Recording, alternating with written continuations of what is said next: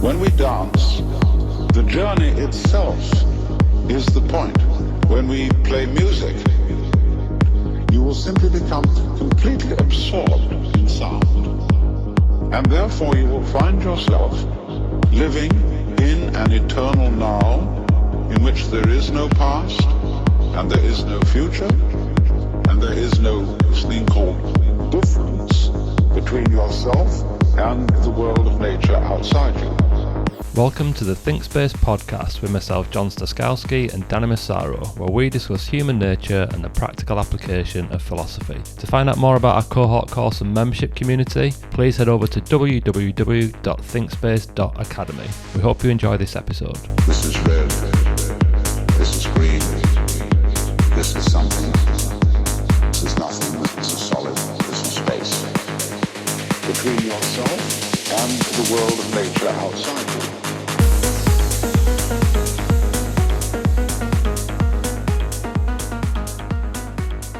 Right, Danny? Hopefully this episode will be a little bit more fun and exciting than the title might suggest, and I think it will. But we are going to explore some of the ideas of Ernest Becker, and the start point for that is his book that he wrote in 1973 called The Denial of Death, which was actually a Pulitzer Prize winning book, although as people are probably used to, my rating and review for it wasn't that good, but we'll maybe see why. So essentially Becker's key thesis in The Denial of Death was basically that our fundamental motivation in life is not simply to survive, but to forget and escape death.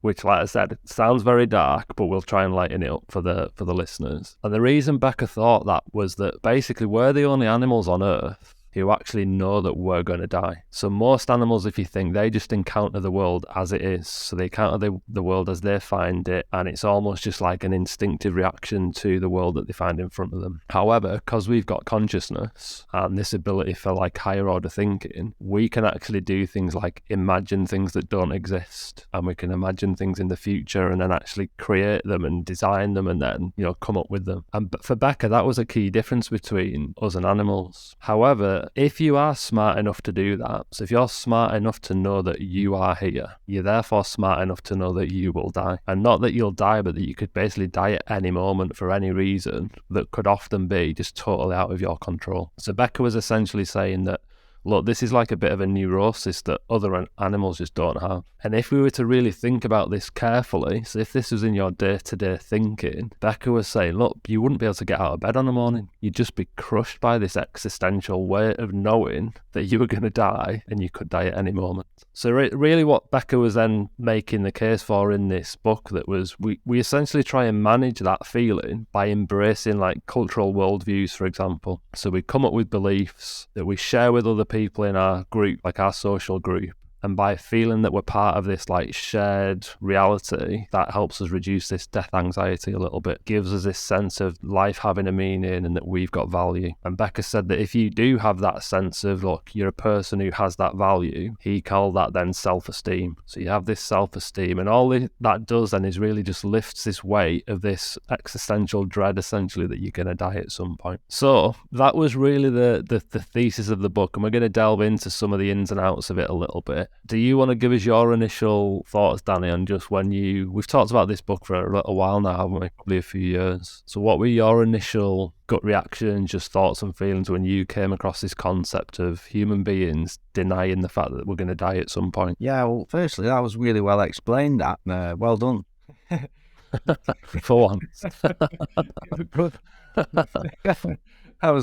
Yeah, the first time, you hear the word, for me anyway, death, you think, oh God, I don't want to do any philosophy where I'm thinking about death. Like, like life is too short. It's that kind of thing, isn't it? Like, just be jolly. And why would you go there? So it's a bit like, even if you're listening to this now, you might think it's like having a nasty sort of tasting bit of Marmite or something. And then like you start to grow to like it, it actually starts to be useful. It's nice. It's, it's nutritional or whatever. It's like a bit of an instant bad taste. But when you come out the other side, it's actually quite relieving and rewarding. And it's a little bit like the sunny nihilism feeling that you get at the end. It's like, oh God, yeah, I faced up to it a bit. And then I've opened my mind back to the fact that I talked about this a bit. And it's horrific and horrendous. And I will never actually know how I feel about death until it's about to personally actually happen. You know, it'd be that strange. But nevertheless, the theory of it, a couple of things came that I found really useful. The biggest thing I found useful from it was this thing that man can't really handle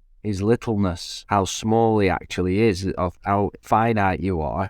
So he needs constant meaning to make up for this, you know. And the meaning isn't just, you know, you want to count. You know, you want, whilst you're here on the earth, you almost want to count and be a bit like, well, I'm mattered, you know, and I'm because I know I'm going to die, I have to use this time. Now, if you never died, you know the film Highlander? I've never watched it. I know the one you mean. I've never actually watched it, you know. Oh, yeah. Well, for anyone in the 80s and think, Highlander was about, you know, people who didn't die, you know, immortals, and they always went through that. If you know there's no end, there's no time limit, you can't die, kind of thing. I mean, I think they could if something happened to them in particular with their heads or something.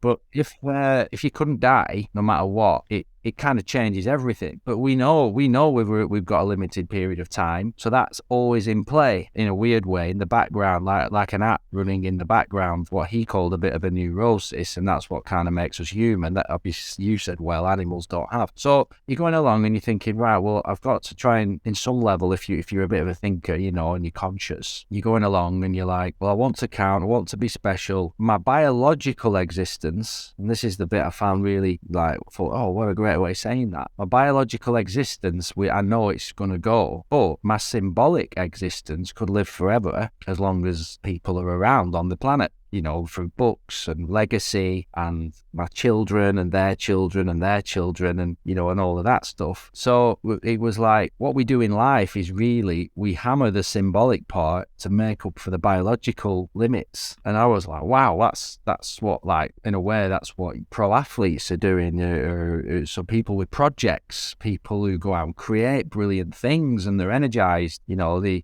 Marcus Aurelius thing of what you do in life echoes in eternity. Like, you're working all the time in a way on your symbolic self. And we talked about that in the status podcast as well, didn't we? That when your status goes and your symbolism drops through the floor, for example, for something, then it's almost like you have died. And therefore, when your symbolic part of you isn't going well, you know, for example, you have children and you think, well, in a way, I'm going to live on, you know, because I've had children and they're going to like live on. Your fear becomes really, really protective around those children, or your projects or your theories or whatever it happens to be, if people come along and threaten them, because it's a bit like, in a way, what your symbolic self feels to you as you live as important as your biological self, until obviously your biology starts malfunctioning, which tends not to happen as much, you know, when you get ill or something like that, and that changes everything.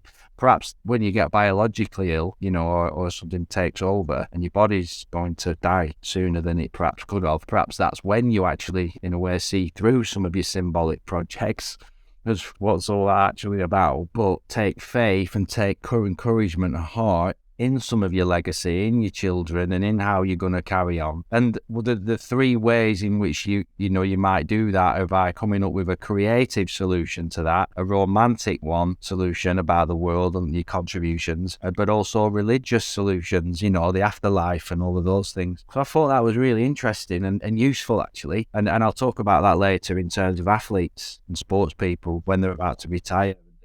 You definitely get that with athletes with the name, don't you? Your name becomes like everything almost, where it's like, that's what's going to live on afterwards. I suppose, like, if you imagine like a golf clubhouse and you have like the big tournaments, your name's there, isn't it? And it's literally like engraved on a trophy and stuff. Yeah. And that is going to live on forever. So you can see why people have that tension of, you know, if they do something wrong or like they make a cock up and it's like your name gets dragged through the mud a little bit, that brings a big stress, doesn't it? Like because then it's been tarnished a little bit, almost like the name that you're going to leave behind. That's been kind of pulled in. But I know what you're saying about the body as well. I think, though, a key thing with Becker, what he was, and how this gets almost forced back into your subconscious, is that you're well aware of your physical being. So you're well aware of your body when you're ill or when you've got an injury and that kind of thing. But also there's this aspect of like, well, a comet could just slam into the planet at any moment. and just evaporate me. And he was sort of saying that's always at play in your subconscious, the back of your mind, that it's not just that physical, oh, well, if I look after myself, eat well, exercise, I'll like live till I'm 90 or whatever. It's like that's out of your hands. Like a bus could just like smash you, when you cross, obvious things like that. And that's more in your subconscious, I think, where it's constantly just gnawing away at the background. So part of the way we behave is to keep that suppressed and pushed back and down, as far away from like conscious thought as possible. Yeah, I think we've done stuff on meaning, haven't we? And life's about meaning. And when you don't have meaning, you can feel depressed because you're almost like, I'm insignificant. What's the point of me? What's been the point of me being here? These things can maybe catch up later in life as you start reflecting, in the form of regrets and wasted time and things you didn't say and things you could have done and so on. So all these things are there because the end is in play. Yeah, if you just live forever, it's like, well, I'll get to that one day, and you never have that feeling of like time's running out and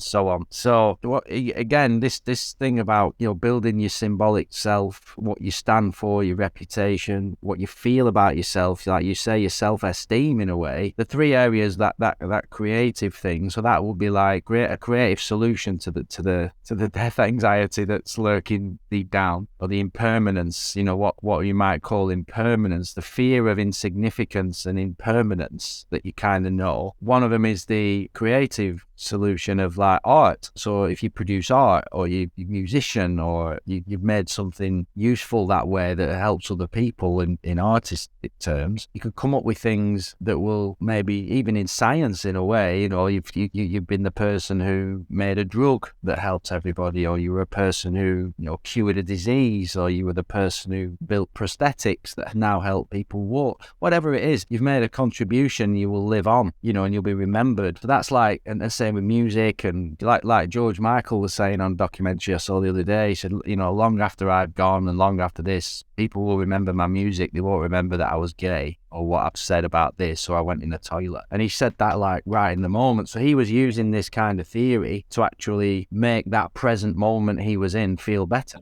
With me back with my pragmatic head on, it's like, no, you are actually going, this isn't going to solve, these solutions aren't going to solve the fact that you're going to feel frightened and all the horrendous downs of illnesses and deaths and all them, and that horrible pointlessness and all that fear. But as you sort of go along in normal times, when it's popping up now and again out of nowhere, and you're getting those little weird moments of anxiety, maybe you can take solace in the fact that you will live on with your art projects, and people will remember you for things like George Michael did there. The obvious one is the religious one, isn't it? Where you go into religion, and all religions all the time, you believe in things like the soul, the afterlife, heaven, a place that you go to, and that you will meet the people that you've lost and they're waiting for you, and all these things that can take the pressure off. So religion can take a massive, really useful, excellent function for people. So that's another sort of career. Becker was saying that's basically why we admire people who've come back from death, tell us, and like Jesus, and all. There's usually one in every religion who's managed to do it. Dante's Inferno was another one, wasn't it? Where, it was like they went into all the bits of the afterlife and hell, and they came back. And yeah, you kind of admire that in myths and stuff, and hero stories where people seem to have conquered death and conquered the fear of death, and it's like someone to look up to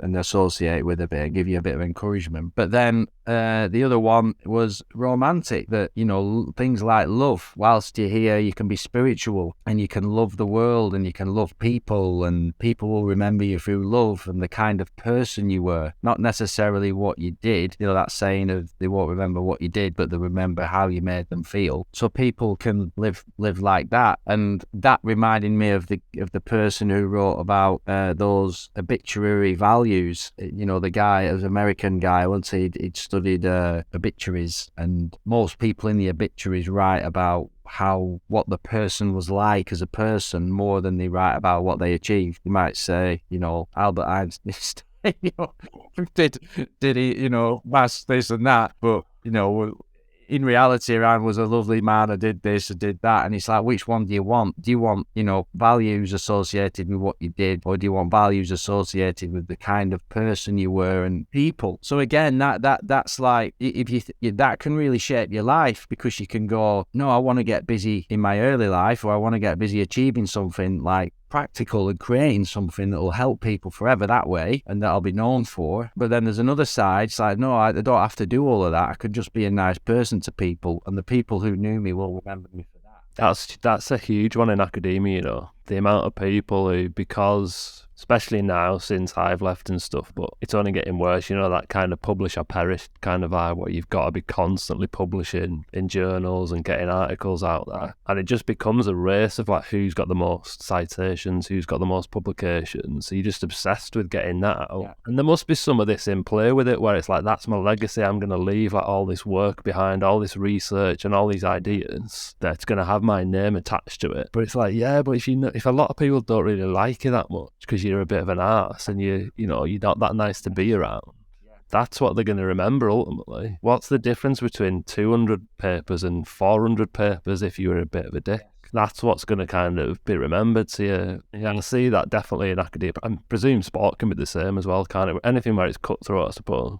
And there's a status game involved as well where it's top trump. I think the good thing with the Becker thing, he's not saying, so you idiot, stop it. He's just saying, so like, I can see what you're up to. I don't blame you for it. Well, that was part of his thesis again, was that, so he highlights this issue, but then he's sort of saying, you know, so that's what we do to deal with it. This is how we keep that tamped down a little bit in our subconscious, but there's consequences to it. So, I mean, one thing, I wouldn't particularly recommend the book. I found the book really hard work. It seemed to be one of those where you could make the central point in probably a chapter, and then the rest of the book is basically like justifying this thesis. So he goes down some really strange rabbit holes that we'll probably touch on in a little while. But another book that's been written since, called The Worm at the Core, on the role of death in life, and that's by Sheldon Solomon and some of his colleagues. They basically pick up Becker's work, so that theory of there's this denial of death, and they were like, all right, we love this, we think this is really interesting. Can we actually do some research and studies to see if we can prove that this actually exists empirically? So that's what they did in that book. I'd recommend that book. That's a really good read. It's a lot more reader friendly and brings it to life with practical examples and stuff.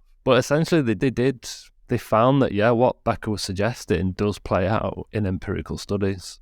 And they then came up with their own theory called terror management theory, which was basically the empirical evidence of Becker's ideas, which they then present in this book. So they do all sorts of different studies in loads of different scenarios and contexts. And a lot of them, it was basically all they would do is like just remind you that you're going to die. So they'd have some kind of a condition set up, and then they would like have a control group where they said nothing, and then the other group, there'd be some sort of a subtle reminder that you were going to die. And it'd be even daft stuff like they'd drive past a funeral parlour on the way to this task or something, so it's not even like explicitly said, just little subliminal reminder, just to remind you that you are finite and you're going to die. And it's like, and lo and behold, they found that it played out. So this death anxiety, as soon as you bring that up again, it alters how people behave massively. I think certainly in more recent years, they've done a lot around work in politics, for example, when you're looking at things like voting intentions and then just like your political views and everything. And it might be things like views on immigrants, for example. If you remind someone of death before doing some of these studies, it would be things like you would sit closer to someone of the same race as yourself, for example, and you'd put distance between yourself and say like immigrants or refugees who look differently to you, as an example. Literally just by that subtle reminder that you're going to die. And then they go into loads of different studies where they play this out with, you know, like Trump and all that stuff in America, and just like, if you remind people of death, they're much more likely to vote for like a strong messiah type figure who's going to sort everyone's problems out and is going to like make America great again and all that. You're much more attracted to those kind of characters. Do you think when Trump came out this week, wasn't it, he did a thing and he said, I can sort out the Ukraine war in one day? No, then I thought, oh, but it's not all bad then if he gets back in, go on, Donald. And I don't like the guy. So that what you're saying is, because it's on your mind, obviously everyone's mind a bit, that, you know, this is... Yeah, and they're talking about nuclear war and Armageddon, and those sorts of words are actually in the media thing, isn't it? It's like nuclear Armageddon. So he can go, Trump can go, I can sort that out. I know, I like getting on with both guys. I could stop that in a day. It's attractive, isn't it? But if you remember with Trump at the time, it was like building a wall, keeping them out and us in and looking after us, and it's all about America first, and that all plays to this So essentially, a lot of that terror management research, it found that death anxiety amplifies hostility, basically. So you're much more hostile to people who are different to you. So remember, like Becker said, one of the ways that we deal with it is getting these shared cultural views and beliefs that you feel that you're part of something that has meaning. So if you remind people of death, and that death anxiety rears its head up, they're much more intolerant of other people who are not part of their culture and who, for example, don't hold the same beliefs as them. Because if someone doesn't hold the same belief as you, they're basically saying, well, you're wrong. And if what you think's wrong, that means that this whole death anxiety can just run free again, because you're not really moored to anything solid anymore. You don't have that cultural basis. So then you don't have the self-esteem and everything and all that.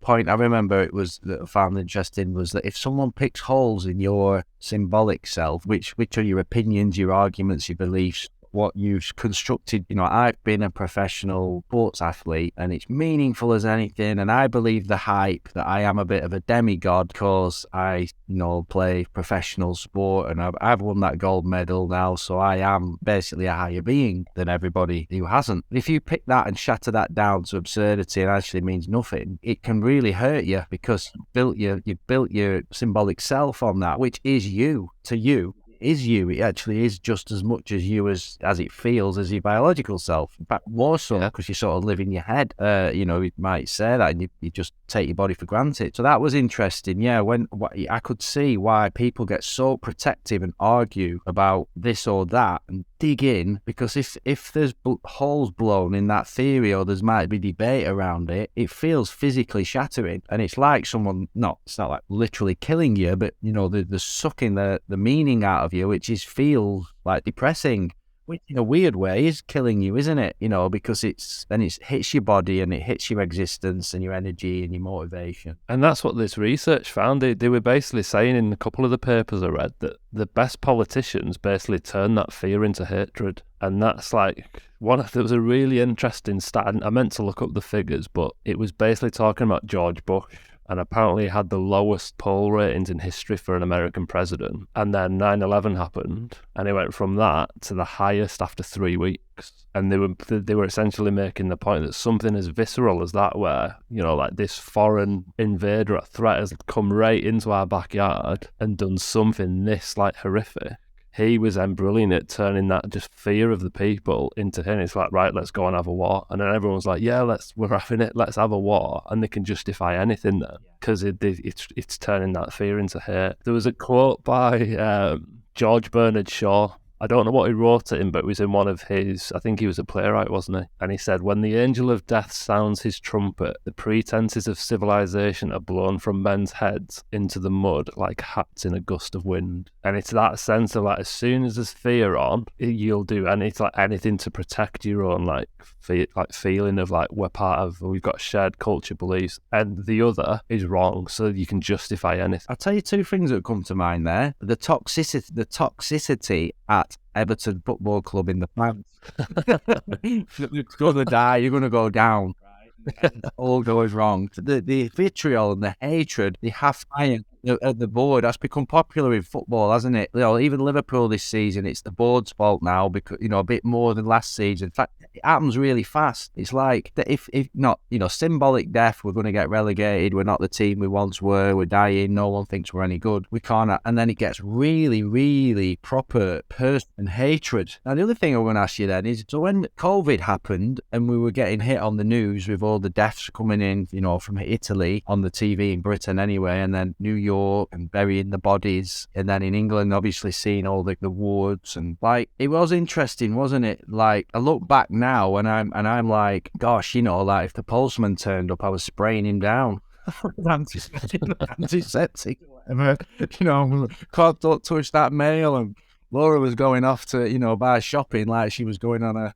My mum's still disinfecting her shopping to this day. She's still, honestly, my dad will bring the shopping in, she will still disinfect. And I say that to her, I was like, do you realise how mental that is? Yes. And she's like, well, it is, I just don't trust life. Becker would say that is really, or these people, terror management in a way, because he's been brought the George Bernard Shaw thing. You go a bit irrational and you go super when you're faced with reminders of randomness and you could be attacked, and that's where you sort of lose your marbles a little bit, and not lose your marbles, your behaviour changes and sort of go like down the levels pretty fast. I definitely think COVID really brought into stark focus death, didn't it? It was on your TV every single day, 24/7. It was all people were talking, and it's then it was lockdowns, you couldn't, all the stuff.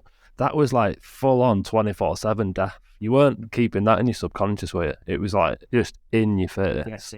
So you can see why people would start to lose the plot in a way, and you could see why people would do things that would just seem absurd even a few weeks before, because all that fear of death was just swirling constantly in front of them. And you saw it with people, the way they behaved. And then you had all the vaccines, and I need it solved. So the vaccines were tempting, and then it was but also remember that fear of other. So it was say, I don't know, it was young people versus old, wasn't it? And it was we must protect the old people. So it was then, you could imagine older people really feeling quite fearful of younger people. And you could see them going, yeah, shut down the schools. They're spreading it there. Don't let them in supermarket. All that fear turns into hating the other. And that could be your next door neighbour. Some of the stuff I saw and heard within families, people turning on their own families because they were so fearful. And it just becomes into, see, then you can, part of the terror management research, they were saying yeah, that's how things like genocides happen.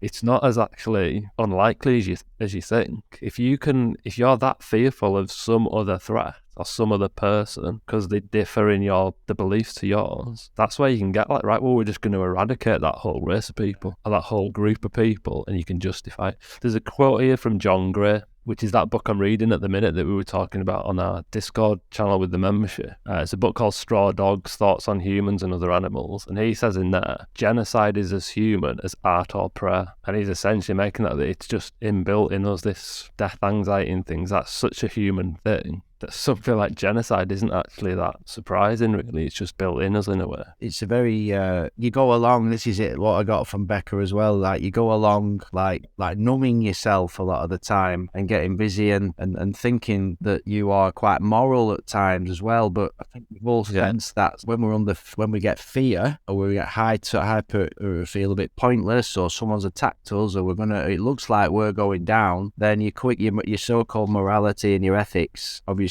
change pretty quick, especially if you've been attacked, you better attack back. Attack is the best form of defense type thing, isn't it? If I do this, you can rationalize it, but it's for the greater good. So yeah, I think that's interesting. So do you think that with COVID, that people have said, oh, I kind of after COVID I had to rethink about my life a bit. Some people have, a few percentage of people, rather than it being do you think death came into play there because they started to sit down and think about their whole life as a whole, and they've only got limited time, and therefore what am I actually doing with it? Yeah, and maybe it wasn't as conscious as just the thing of, because a lot of people, for example, they started working from home, didn't they? So then they realised, actually, that commute's does my head in.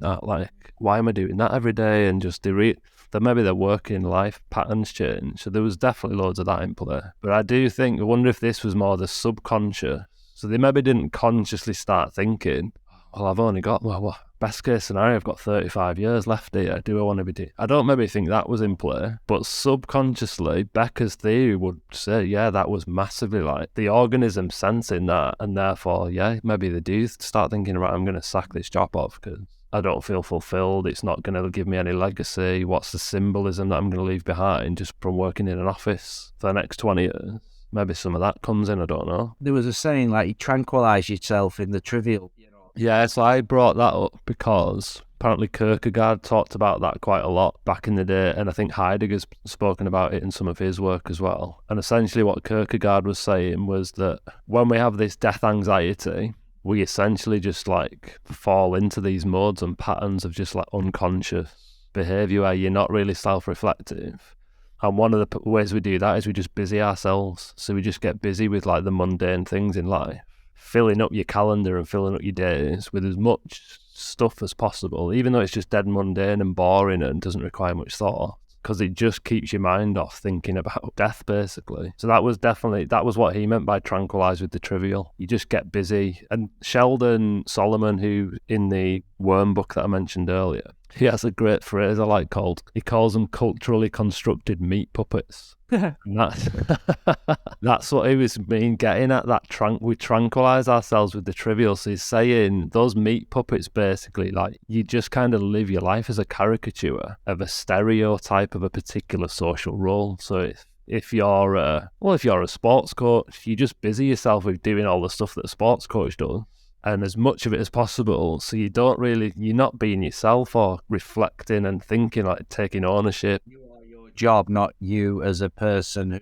really... Yeah, and it's just a way of checking out of that thought of like death anxiety and stuff. And the other way that I suppose we do that the terror management book talks about as well, is we consume stuff. So we just passively consume. So that's why shopping's such a big thing. It's a way to, again, get rid of that death anxiety, sitting in front of the TV, watching Netflix, getting into your sports team and just watching sport. They were all ways of escaping this conscious engagement with the fact that you're going to die one day. It's a way to hide from it. Reflecting on myself, I always feel good when I buy something, not always for the thing I've bought in a way. It's weird, isn't it? And then the other thing is I like burying myself into ideas a lot, and books and new information and chatting and debates and WhatsApp chats and deep conversations, because in a way that also, I know it's got a cathartic, tranquilizing effect, having a cup of tea, doing things, what you might, but so actually in a way they're very important for me, because that's what makes me tick and calms me down. And other people might go, God, he's crazy and his brain's going all the time, he needs to do some meditation. And I'm like, no, my meditation is chatting to you on WhatsApp for 25 minutes, or responding to an email or something, or writing a book, like, or going for a run. So I try and do it whether it's a win-win or there's a win-win-win, so it's productive, and it probably is contributing as best as I can to maybe my legacy in a way. So that's quite good. Doing a PhD, doing a book, entering a race, so, coaching people. But I am also slightly aware I'm just filling in time where that's not nervous time. I'm doing stuff. And this thing about, people are human beings, they're not human doings. I don't see it as simply as that anymore. I see it as like being a human being is being a human doing, Yeah, human beings do stuff, definitely. But I think the key with that is you don't just become a human doing, and you don't ever think about why you're doing it and what you're doing. You're just doing it to stop being a human being almost. You're more like a robot, aren't you, then? Having that self-awareness of perhaps when you're just doing stuff, like you're just stuck in it, like you are that role, rather than I'm choosing to do this, I know what I'm up to, I'm just being busy today writing this book. It really doesn't mean much, but it means a lot to me. But to be fair, it's killed 5 hours, and I know when I've come off this computer I'm going to be buzzing and have a cup of tea, and I feel miles better than if I just sat there doing nothing. So the absurdities of going to play golf and investing in being, and all these things, I think it's very important before you go accusing people of what they're up to and their habits and why they do things. It's like, if they're just ticking along and they're being healthy and they're not going insane and they're staying, you know what I mean? Even like your mum when we're shopping, maybe that's just making her feel a little bit more like a mum or a wife or something, or a housekeeper, like that little part of her that makes her feel better. Whereas from our perspective outside, we go, what are you doing that? You might be saying like, what are you doing? Bloody... Well, she would. One of the So you're as crazy as I am. I'm filling in time. You're filling in time. No. Yeah. And you can go, no, but my time's been filled in better than your time doing that. You're stupid. And she was, well, you're stupid. And so I've learned that a bit, that like these things like this stuff. And one thing was interesting. I worked with an athlete a long time ago, and they were about to retire. So this is about athletes. They say athletes die 2 deaths. So this is interesting. Not going, it's a bit in our book, isn't it? They're going, I'm going to have to retire at 34, 35, and I'm 28 now, and I'm 29. And you talk. And one time, one player said to me, I just fear being forgotten. I fear being irrelevant. I fear coming to a place like this and nobody knowing who I am. And I thought, what a really weird thing to say. Like, get over yourself. Like, you've had great success. I was a bit shocked, because this person was, larger than life and really successful. I was like, what a weird thing to say. But having read this, I thought, well, they knew, they were just saying. And I think that, like, that's what you might say like, oh, you know, you had a great time being an athlete, you retired, just move on. But some people find that difficult because they fear that impermanence. They fear that they're going to be forgotten. And I think by actually acknowledging that and understanding it and not treating it as stupid and getting out in the open, I think that's where these ideas can help you a bit. You can say, yeah, well, I get that because we all fear death in a way, and and I think it's a good kind of structure to have a conversation. You're not weird because you're feeling like you won't matter. It's kind of what Becker was saying. Everyone fears, but you're just like so high a life at the moment. But you have to let it go, and maybe we can deviate into these other areas. It doesn't have to be so dramatic. You do live on. There are other things you can do. And when you hear athletes like Paul Lawrie, the golfer I was hearing this morning, saying very went through different phases of his life. So I said, yeah, I wanted to carry on playing, but I wasn't as good and I couldn't do this. So I play a little bit, but I started this foundation, then I did this, then I moved into that. It was really nice. So I think that's interesting. But one of the other bits was with athletes I noticed, there's like some people, and this is not just athletes, but could be jobs, they tranquilize themselves, I've seen, when they lose in sport or things don't go quite as well, or they fear that, you know, then the rivals are doing better or whatever. Sometimes they go back to training or they go into analysis or they do it because the disappointment and the pain of losing and whatever is so much that they just go back into the mundane like mode of training. They rarely take time away because it's too painful to like have a gap sometimes. They'll either go and they might go and get drunk, or they might go and, you know, and so on. But I see a lot of people like in sports that they'll go out into the daily grind of being busy in just training. They'll train and overtrain and be professional and all those things. Now it's like there's two modes to do that. There's willpower. You know, this was something Simone Biles talked about, wasn't it? There's the willpower way of doing something. Like, I will get fitter, I will get better, I will stop this pain, I will be thinking. And then there's another way of thinking about it where you can almost handle the fact, you can take a step back, hold the being a bit, hold the misery, hold that fact that you're not playing well, contemplate on that a little bit, and perhaps creatively you'll come up with a different solution about where you now need to go to fix this, rather than just razzing back into your job. This is where I think I saw Sheldon Solomon, who I mentioned, who wrote, or was part of the team who wrote the Worm at the Core book. I've listened to a few interviews with him, and I really love his vibe, actually. He's got a really nice way about him. He's just seems proper sound, even though he's an academic, just got a really nice vibe about him. But I heard him on one of the things that I listened to, it might have been a TED Talk even. He was explaining this kind of modern self-help craze around that, exactly what you're saying. He's like, people are drowning themselves in like self-help books, you know, like we take the piss, like airport books and things. And that's kind of part of it. It's like all these books, listening to all the like motivational speakers and like the time management gurus. He's like, that's become like a new religion. And it's almost because it's like you need to do as much as you can in your day as possible before your time eventually runs out. It's inevitably going to run out. So he was saying that's maybe in play with it as well, where you see it all the time. You know, like David Goggins and people like that. Do you know what I mean?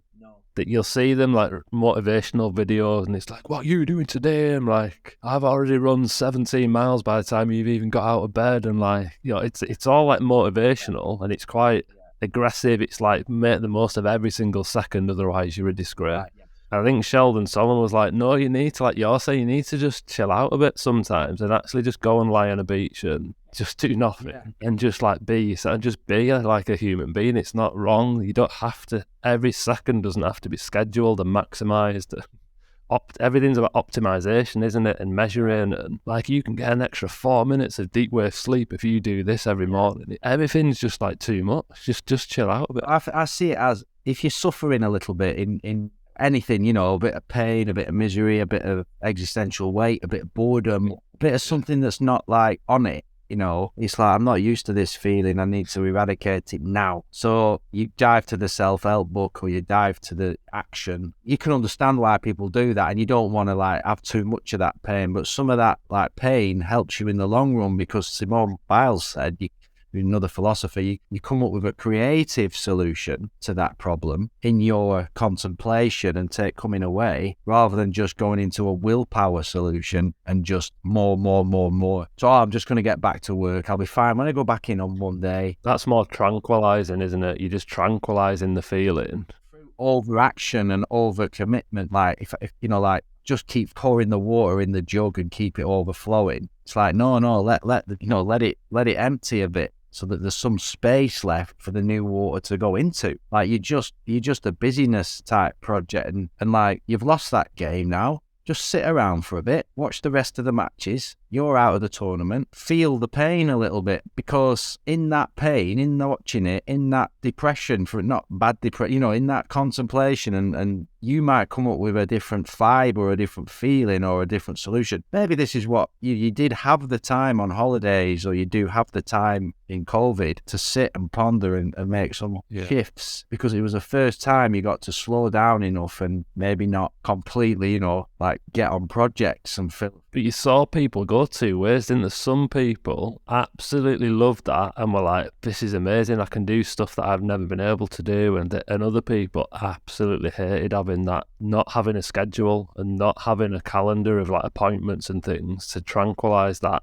feeling. Just like, well, I don't need to think too much about what I'm going to do because this is what my job tells me to do, so I just do that, the trivial stuff. Something I wanted to mention, it was probably one of my biggest issues with the book as a whole. It's obviously of its time, so it was written in the 70s, 1973, so Sigmund Freud is still a big name in the scene. Psychoanalysis, the subconscious, all that stuff was still very much in fashion. And Becker does focus on Freud a lot. I don't think he actually really liked him that much, but there's so many chapters where he's just banging on about what Freud said about this and what it means from a denial of death perspective. So really what Becker was doing in a way was he was putting a bit of an existential spin on Freud's assumptions around psychoanalysis and the subconscious, etc., the unconscious. But it got a bit weird. So in the book, I think I maybe text you one of them. He says things like, this is Becker, things like we feel guilty about sex because that reminds us that we're creatures. So he calls it reminds us of our creatureliness. So that's what he was making the point, or he was positing that's where people get like fetishes from, because it makes them feel a bit more unique and it's their own special thing that they've decided, rather than just, no, you're just an animal subject to basic instinctive desires and drives and stuff. So that was a bit of a weird one, which he says over and over. Always he kind of repeats just over and over in lots of different ways, making the same point. Another one that was really, really weird was he talks about anality, which he's basically saying the fact that we have to basically shit as human beings, and you see that come out of you and you look at it in the toilet bowl. This is really weird. He was saying that creates this death anxiety because it like levels you, it brings you down to earth, and it's in your face that look how quick that can just disappear. So he talks about when you're a kid and you first realise when you flush the toilet and it disappears.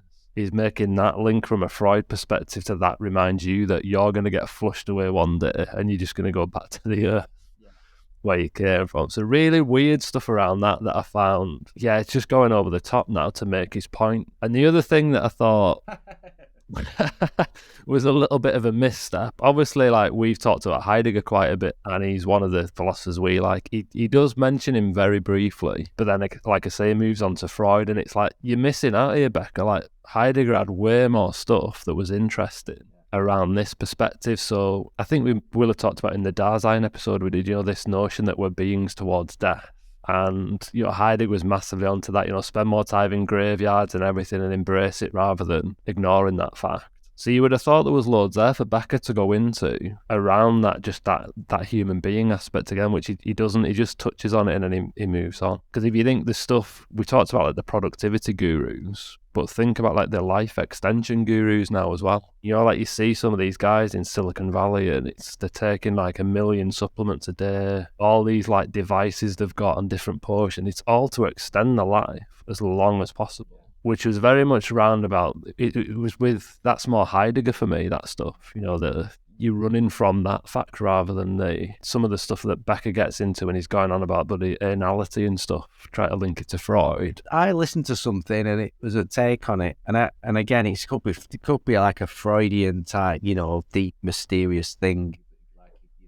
I'm not a fan of Freud, just like my cards are on the table. Yeah, it sounds good, doesn't it, a lot of it, and it's been disproven, and it's more fantasy, isn't it, really, than anything. But, anyway, it could have worked for some people, we'll see. But there was an idea, even with Becker and Freud, and this mentor and mentee thing. So because he got a lot of ideas from him originally, then what you got to do is almost like, I don't know whether you've had this in your mentor and mentee stages of life. I've seen it with things that we like the idea of if we've idolized somebody or worshipped somebody in our life and we've gone, they're amazing, I love them, they're like everything that they tell me, they know, I'm going to be like them, I'm going to copy them and so on. Comes a point where you feel a bit like, I want to outgrow that now, especially if that person drops in your esteem. If you think, actually, I've looked behind the curtains, they weren't all I thought they were, right? There's this thing then, again, that you want to turn your back on them so that you don't feel as stupid. So you actually want to bring down your mentor, right? Now I can't. I'm trying to think of when I've actually done that. Maybe I have. I can't. But felt like I've had it done to me with a lot of teenage lads and girls who are pro. And they get to 21 and you've helped them loads, and then you don't hear from them for like 10 years or whatever. They're busy doing their lives, and you get this vibe that like, I don't need you, like, yeah, because they like want to strike out on their own, and that's cool. Like, yes, for your name to stand, you have to feel like you did it yourself. If they think, oh yeah, but that's only because you worked with him for 10 years and he like held your hand. Give a nod to them. I used to knock about with that guy. He gave me a couple, but I've created this myself. And maybe that's what you do with your own parents sometimes, your father, you go against them. So now that's Freudian, isn't it, in terms of like, some sort of whatever complex you might have about so on. But it's also, I just thought it was interesting, and I have seen it play out. I've seen it where mentors have been sort of kicked out by their mentees once the mentees got enough strength to actually almost sometimes go the other way and put them down, ignore them and blast their arguments. And I think Becker does that with Freud a lot. And I think you see that in philosophy a lot, don't you? The next philosopher who takes their idea on has to sort of show that they can kick them down, that they're not totally just another like carbon copy of them, because I'm original and I have things to say as well, and I've had that with people, and then hopefully in the end they come back and they go, I just went through a phase, I was being a bit of an idiot.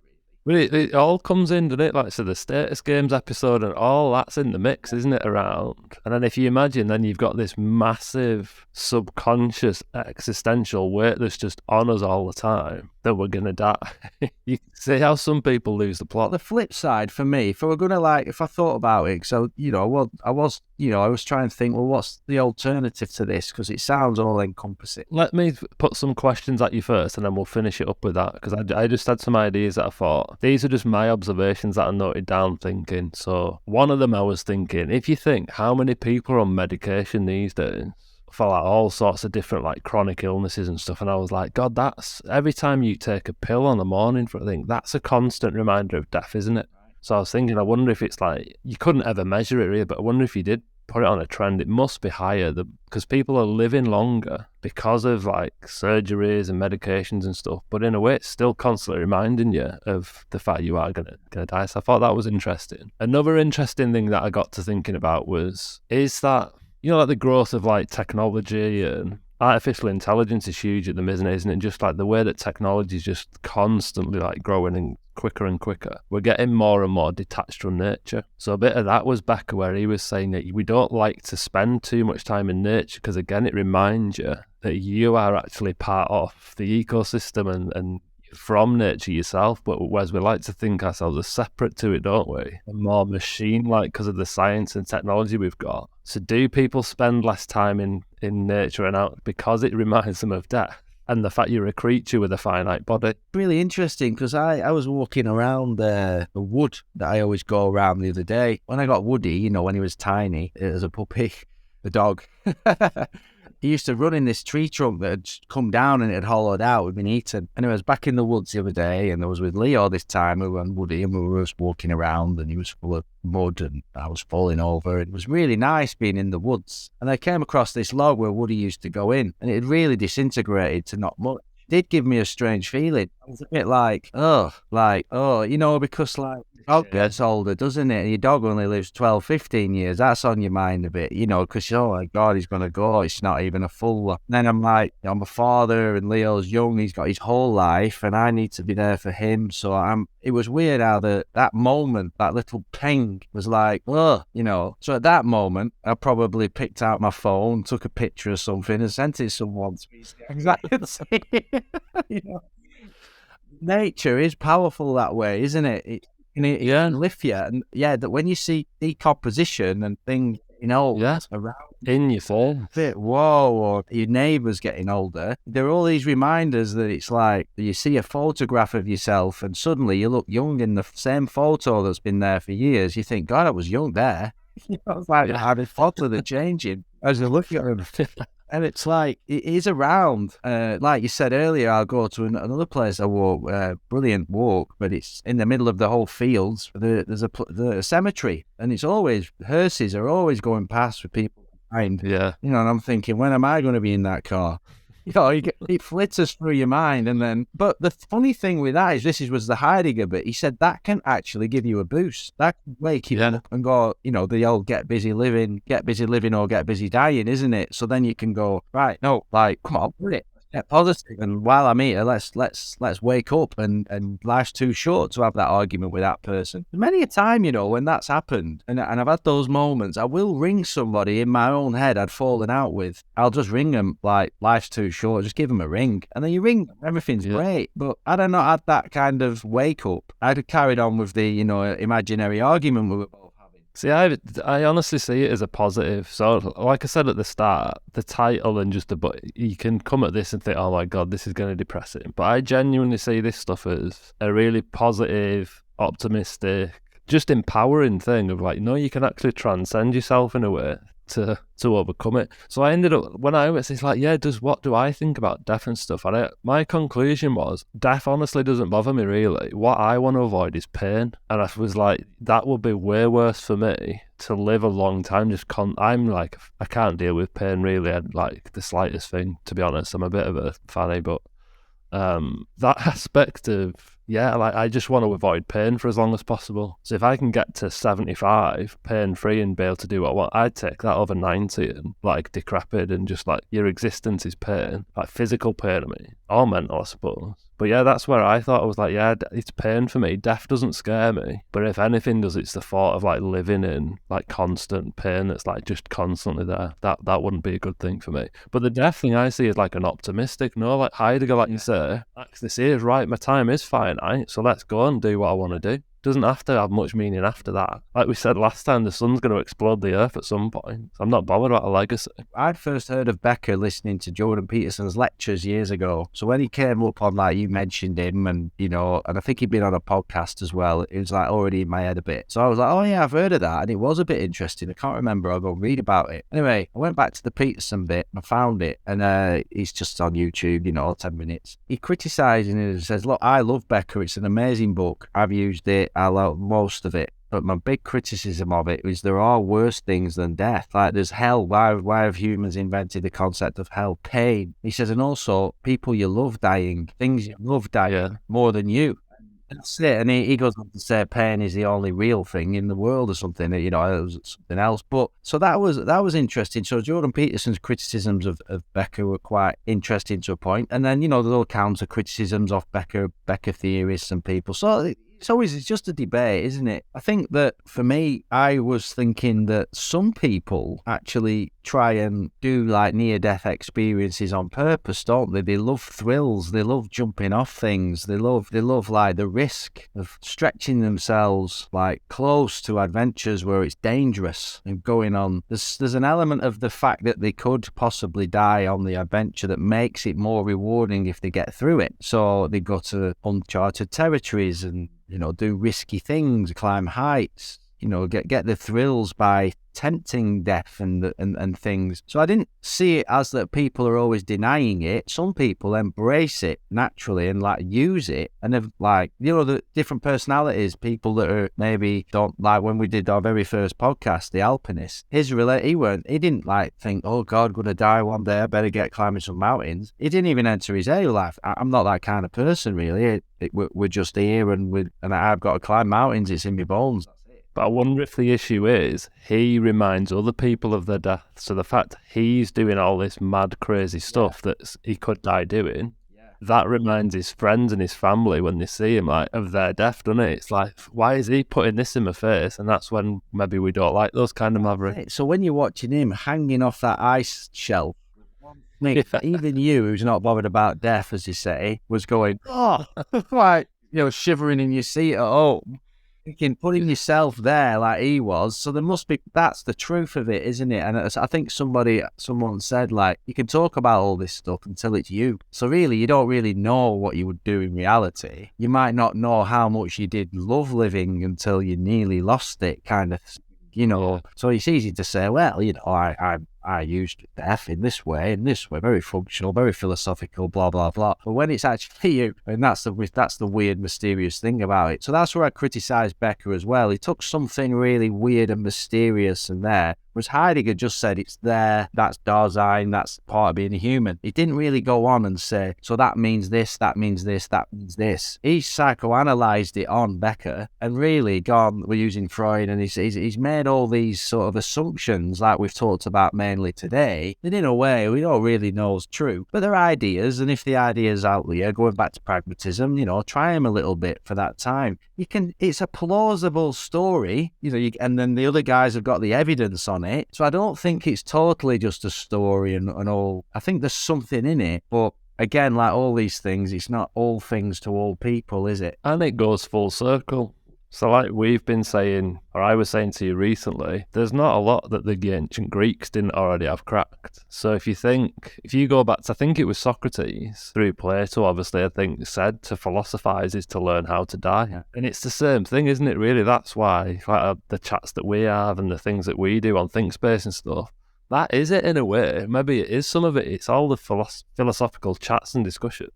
Are maybe just like dealing with that subconscious finite thing of we know we're going to die. And that's why philosophy is helpful. It helps you deal with that and then attack the world rather than succumb. I feel like that, I must admit. I kind of know, I've got into philosophy the last 5 years or so and done studies in it. I find it really interesting. I do want to understand it to practically help sports people and myself and people I love and be a better person, and understand it. And it's interesting, so it does that psychological sort of stimulation that I like. But yeah, ultimately, what's the reason of it? It's a soother. It gives you consolation. You're hoping that it's going to be helpful, but I still have this sense that it'll all collapse when it really matters. I thought you were going to leave us on a really positive note. Just like I kind of know that it's all built on matchsticks. It's all like, yeah, you're learning how to die and all, the bud and all. Because you've seen that, haven't you? I saw that. You read books where people have gone all the way into the extreme Buddhism, all the way. They're still idiots and pissed off, and you can't escape it. But if it helps a bit, but saying that, like, that's just me. If you were really, truly into religion, and if you truly believed in that, then there might be this letting go. But I tend to find that with a lot of people, it's a natural aging process. Hopefully you don't care as much the older you get. That's the best you can hope for, I think. So you have a much more of a natural self-serious thing, and don't need, I think the thing for me, you don't need to get obsessed about that fictitious symbolic self. You can lighten up about your symbolism, because you've done some things and you've done that, you're a good person, but you don't have to totally obsess about it. So if anyone comes attacking your beliefs and your theories and all them things and what you've achieved, or they pick holes in it, or they find some things in your your skeletons in your closet and they throw them at you, maybe you can just go, to be fair, a bit more than you would if you were hyper obsessed about your legacy and that symbolic self. So you don't take yourself so seriously. And if anything, and I think I've said this to you before, it's quite egotistical to want something to survive after you die. So it's maybe that's how I see it. Something like, yes, get out of your own backside. Why does it matter? Like, you're not that important. You just do what you do while you're here, and that's enough. You don't need anything. That's egotistical to want more. I had my time in the light. I played around, was famous for 5 minutes, did a few things. That was good. I was important, but really I'm not, and what matters is this. I know everyone's different, but you grow old gracefully. You still have ambitions. You still have things that make you tick. You still have your little highs and lows and your meaning, and you're still going, you're still energized, and you're still helping people and contributing. You're not like giving up and just, like a beach whale, but to the end of your days, you're finding purpose and meaning in things. But in terms of the grand legacy of who you are and the symbolic self and what you stood for and how many kids you had and all the money that you left behind, big deal. Like we said, the sun's blowing that up, so crack on. Crack on. When we dance, the journey itself is the point. When we play music, you will simply become completely absorbed in sound. And therefore you will find yourself living in an eternal now in which there is no past and there is no future and there is no this thing called difference between yourself and the world of nature outside you. This is red, this is green, this is something, this is nothing, this is solid, this is space. Between yourself and the world of nature outside you.